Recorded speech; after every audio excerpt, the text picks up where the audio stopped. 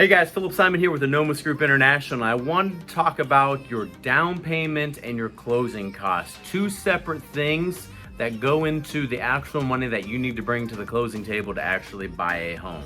So the first one is your closing costs. That's everything associated with actually closing on the loan. So you're going to have title fees, you're going to have lender fees, you're going to have brokerage fees, you're going to have government fees, transaction fees. This is everything that just is associated with doing business and closing on a home.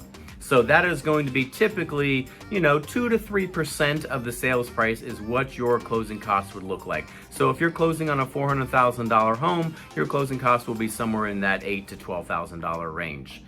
The other one is a down payment. The down payment is specifically based on your unique situation and what type of loan you're using. On an FHA loan, you may do anywhere from 3.5% or higher. On a conventional loan, it could be 5% or higher. And then on a VA loan, it could be 0 down. So your down payment and your closing costs are what make up the total of what you're going to have to bring for closing. A lot of times I've seen fly-by-night lenders who will tell you, oh, in order to close, you only need to bring this amount of money to the table, 5% down payment, but they fail to mention the actual closing costs that go along with that.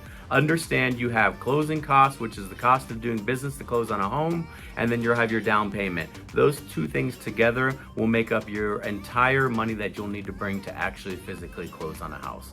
I hope that gives you a little bit more clarity. Look forward to our next video and tune in a little bit more about how to buy a house.